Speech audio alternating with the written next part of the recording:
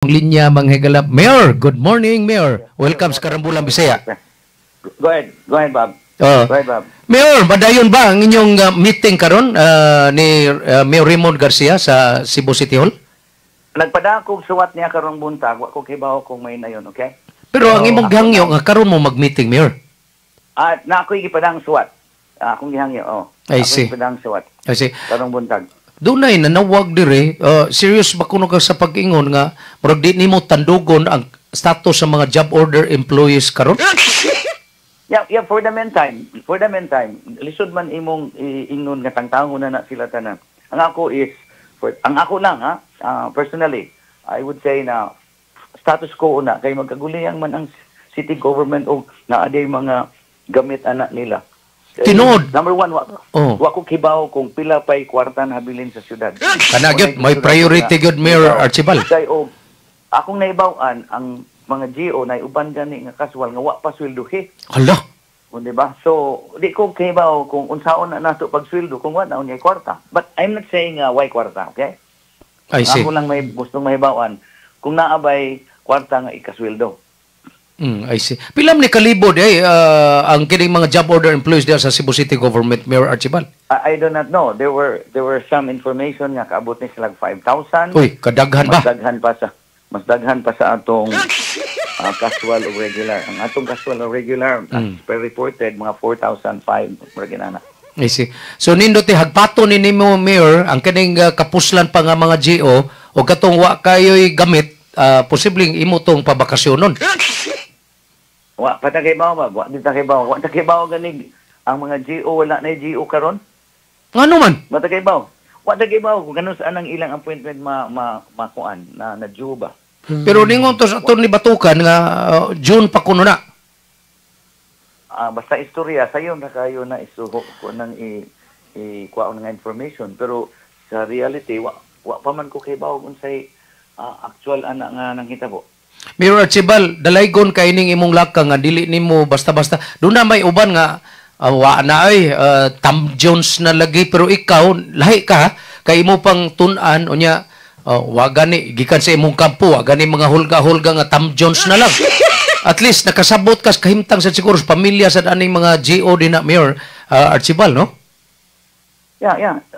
Both balancing. Nakasabot ta sa ilang pamilya, nakasabot sa financial health sa syudad. So di man ta kahatag og klaro gyud nga action kung wa patay kay bawag unsay real situation sa panudlanan. So nindot ni doon na kay evaluation assessment ani mga tawhana.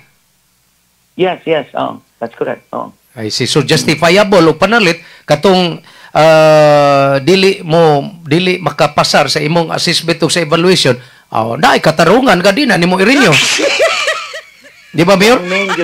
Ang main yun, Bob, is naabatay kwarta na ikasweldo. Kana, so, maoginay main yun na. Because kung ang mga tao nga na-adyo, mataga ang trabaho, magtaga-guidance, matrabaho mo na sila, then you need to get the output o produkto sa ilang trabaho. Ang paitan ni Mayor Archibald, ugwa na kwarta, nga ang namasag, ang personal nga kwarta ni Mayor Archibald mo isweldo. So, mapugos yung kagpanangtangan eh. Pag ita, di ta kasultihan na ba? I see. Kaya kung sweldo, di man na makasapal og 20,000. Si Jan, akong partner din ay pangutanan ni mo, Mayor. Mayor, dili na nga ka readily available and accessible ang kaning mga data and information as regards sa financial o sa personnel? Well, mauna gusto na kong hibawan kung na ba na mo adto man ko City Hall karon. After lunch. Namo ko schedule. I see. So, looking forward, Mayor, karang kuan ba kaning imo bang i-review po katong mga contracts entered into sa LGU o like for example sa kaning MCWD katong lease contract sa katong karaan nga building. Yeah, ang tanan nga mga angay tan-awon nun gina kay it boils down to the money nga naa sa syudad. Magsige tag-abang, unya wa day kabayad. Lisod man na, di ba? So, it boils down to, pila may atong kwarta. Okay, di man gid ta pwede nga mo gasto og labaw sa atong nakita, di ba? Okay. Correct. Lisod mo kayo, nguban, mingon din ay, dakuan na itong deficit, ikasto ta na deficit. Diba? Mayor, ninduta ning imong plano nga 24-hour ang pag-alagad sa katawhan ubos sa imong administrasyon. How come nga naka-come up kaning idea, Mayor Archibald? No, sa tinuod lang ba, ang kaning idea, it's not coming from me. It's coming from Mayor Tommy. Kay gitanaw man niya ang ato manggong syudad usasa naghatag og kana bitaw kadako sa atong ekonomiya natampo gikan sa mga BPO. So sa BPO naatay mga 200 plus thousand ka mga empleyado. Kaning mga tawhana nagtrabaho ni inig ka gabi, nagtrabaho ni kaadlaw. So kung adlaw sila nagtrabaho nga in order to get some documents sa City Hall, mo-absent yun sila sa sunod adlaw. Diba? So that's why ang atong argitanaw ni Tami nga, I think it's a good idea nga ang atong serbisyo basically 24 hours in a way para in the future, kung maayo na ang setup within sa city services, muadto ta sa mga national services like LTO, might be NBI, ina na ba? So that would be something ganang remarkable nga gihimo sa syudad sa Sugbo. Okay. So doon ay separate or sa man skeletal group or doon nagyoy so mag-add mo mga personnel nga mo duty during nighttime, Mayor Archibald? Yes, it might be dili mo add, it could be something like with scheduling. Nothing is definite yet, but the main concept is there. Oh, I see. Nindot ini nga idea, no? Mura og first time ni nga mahitabo siguro dinhi sa Cebu City or just the whole Cebu province, Mayor Archibald, no? Tibok Pilipinas. Tibok Pilipinas. Mao ba? Tibok Kalibutan. Hingiga, no? No, I see. Okay, nya. Ang imong usa sa imong campaign promise sauna ang kinig yung pagpatiwas sa CCMC. So, unsay may tabo ana, Mayor? Karon inigsod gid nako, the first order of the day is to make an audit, not only financially, structurally, electrically, plumbing, tanan, kung unsa gi status sa atong CCMC. And from that report, we will have to find solutions, like kung kinahanglan ta moad og kwarta, mangitag kwarta, or kinahanglan nata idiretso ang construction if the plans are already okay. So ang atong tungong is eventually in the future nga mahuman nato ang atong CCMC so that maka-cater ta sa tanan nga mga sakit, no, gagmay ug dagko sa atong mga constituent sa siyudad sa Subo. In fact, ang plano nato, the direction is free hospitalization. Wow, kanindot ana, no? Kanindot ana, Mayor. Onya, last na lang, I don't know, pwede ba ka mo comment or dili ka mo comment ani? Kay dihay naka-attend ba sa press ko ni Mayor, former Cebu City Mayor Mike Rama, nagplano gid sila Mayor Archibald nga mo himo og election protest kay matod pa nila nahibong sila nga ang inyong grupo way kang pagkampanya atos mga bukid kay ang ilang gingon maglisod kuno ganig saka bisan sa Mirtami or sa Minya atong mga lugar, mga mountain barangays nya aw ka nga ni kamo mahinuoy nya dili sad ka ang inyong grupo kuno moy gi-perceive ang POP king nga moy modaog ay ila gi-perceive ang kato kunong kusog sa grupo ni Raymond Garcia. Unsa imong reaksyon ani, Mayor? Yeah, ang entitled na siya sa iyang siyang opinion or sa iyang hunahunaan. But kung imong tan-aw, na-proclaim naman mi. Oh. Kaya dili man nimo ipasundayag unsay imong style sa pagpangumpanya kay kung ang imong pangumpanya imong ibugti ang pagpamalit o pagpadakuay sa tarpaulin, di man na nato kaya kay wa man tay resources ana. Ang ato is pagpangkumpanya nga unsay atong programa. Tinuod. So that ang mga tao makasabot nga so many mayors have been there. Kunya ang naitabo naamagan ni pag-uswag dili pareha sa pag-uswag during the time nga si Kami mo ay mayor. So ang pangumpanya unsaon lisod na nimo itugbang ang kwarta sa kwarta. I see. Ang amo pagpasabot sa mga tao na ang atong gihimo programa dili pangwarta. Ya, ang kwarta nga naa din ha karon ihatag dili na mulungtad pag pila ka buwan. Based sa ilang research ba, Mayor Archibald, nag-research man ang mga tao ni former Mayor Mike Rama, ang kamo ko no, ang inyong grupo sa BOP kay why mga mga reports nga namalit atol sa eleksyon. Okay, so good news na. Pero ang nakapahibong nila, wa mo namalit, unya wa kuno mo'y kampanya dito sa mga bukid kay imagine maglisod gani kuno si may krama pagsaka ng 150 steps paingon sa taas sa service ad wa kuno mo'y kampanya dito sa bukid, how come gani daog lagi kuno ang inyong grupo sa BOP? So, okay ba? Kinanglan sila kasabot ilang research, wala siguro nakaabot dito sa among giadtuan. Every corner sa mga tanan nga barangay for the last 1 year, okay, amo ginang giadto. Mao ba? Okay, amo ginang giadto. Nya amo nang ipangitaag paagi nga kung naa gani gamay nga dili man ka dagko kay nga pulong-pulong kay ug imo kung dagko ang pulong-pulong, i-identify nila ang leaders, ila man pamaliton. Amo ba? So, ang atong gihimo, kay ba man tawag sa ilang gihimo. Atong gihimo is hingalan na to kanang family gathering ba. Okay. So ang pamilya among bisitaan, among istoryahan, then moadto nami sa sunod nga family, sa sunod nga family. So let us say sa usa ka adlaw na among bisitahan nga mga napo ka pamilya. And then among gipasabot sila nga mao ni ang sitwasyon, ang among ihatag programa dili kwarta. So I think makita gid nimo sa mayoriya bab nga ang akong mayoriya is I think 80,000. Yeah, there has never been a situation nga ang labaw sa mayor is more than 30,000. Grabe ka dako uy.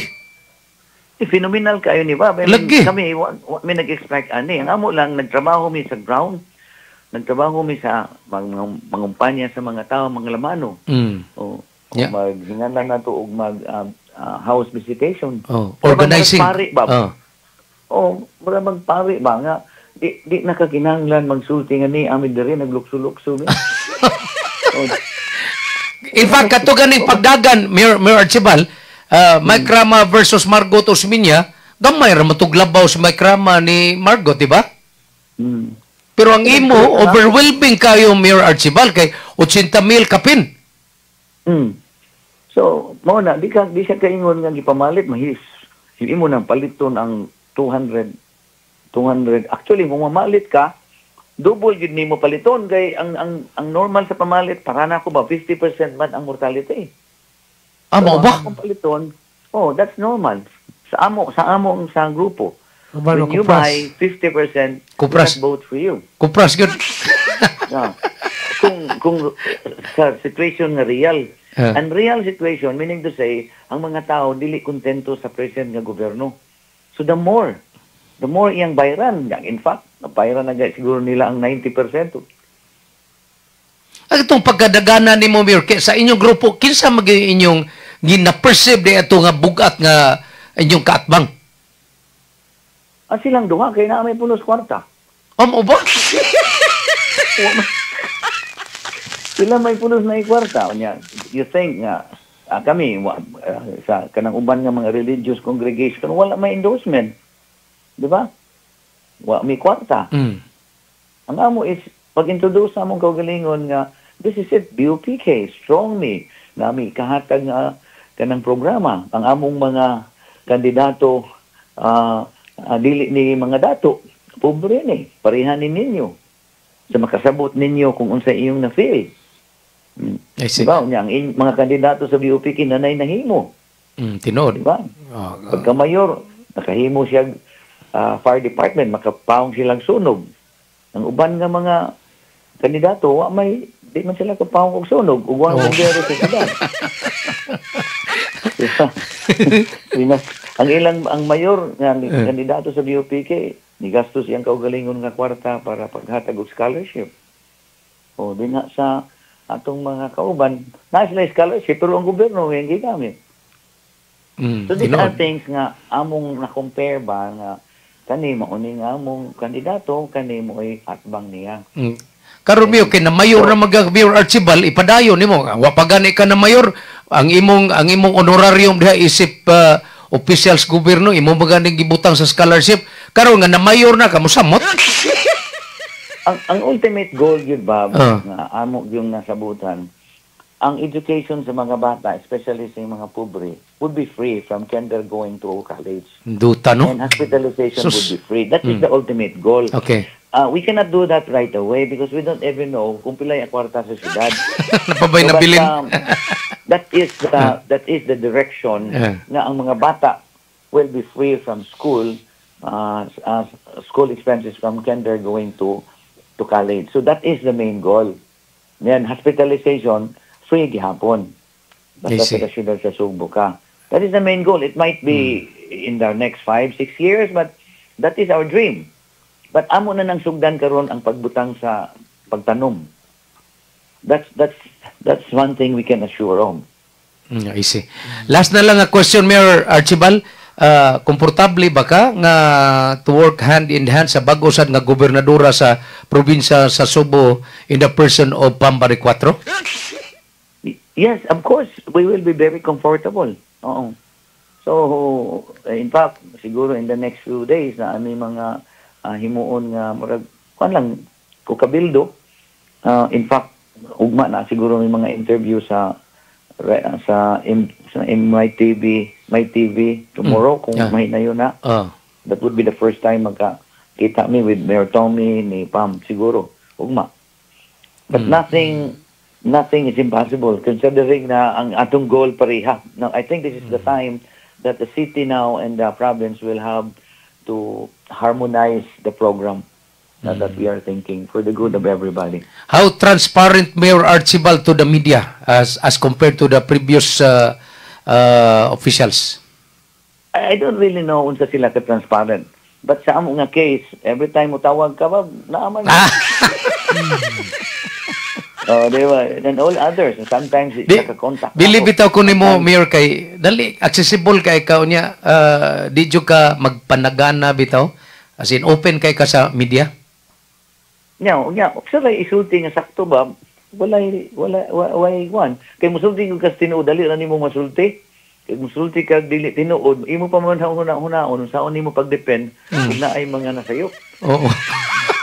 Lisod mo gining pagpamakak Mayor no. Mayor, imong parting statement pinagi sa paghatag og pasalamat sa tanang mga supporters nimo during atong May 12 election.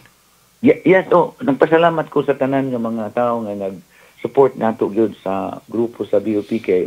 Even ganito ang wala nag-support because this is a democratic process magud. So it is something nga mapakita sa mga tao nga nagtrabaho ang sistema sa gobyerno. So nagpasalamat ko sa mga kauban nako nga mga kandidato even gani nga wa sila makadaog but certainly kay bao ko nga sila maayo gyud ang ilang tumong. Now considering nga ako may napili pagka mayor together with Mayor Tommy, what we will do is we will find ways so that the things that we have mentioned during sa among pagpangumpanya matuman, no? Gikan sa kolekta sa revenue nga dili nimo pasan ng taxes for the meantime, di ba? And then tan-awon nato unsaon pag-increase sa kanabitong atong pagkuhan sa panudlanan, pag-minimize sa cost sa kuryente, tubig, uban pa, pangitag paagi nga maka-generate sa atong kaugalingon nga food, no? Kaya nga nagsalig man ta sa lain nga mga nasod ug lain nga mga island ang pag-supply og pagkaon sa atong lugar. Now, flooding, garbage, traffic problems, ato usa na sa atong gitan-aw tagaan na to maybe solution for immediate but ang sa long term mo na naapa na sa drawing board. So, the constituents of city will be assured namo ako si Tommy og council. And in fact, we have reached out nami sa atong mga konsehalis nga uban nga nanaog nga we have talked to them na we are open. In fact, what we're trying to do now is itaan nato paagi nga naay mga committees nga ang mga kauban nato nga lain sa pikas nga party nga maka-participate gid sila sa kanang pag-run sa city government na naa sila kaugalingon nga mga chairmanship sa kuano niya sa atong city council. Okay. So with that, I think we can assure that the city government will be harmonized together with the different parties nga naa, so that we can produce something good for everybody, no, sa atong siyudad sa Subo. I see. Mayor Archibald, thank you so much of your time and may buntag, Mayor. May buntag, Bobby, may buntag dyan sa tanang mga nagpaminaw sa atong istasyonan. Salamat, Nestor Archibald. Daghang salamat. Mao to manghigala si Mayor-elect Nestor Archibald.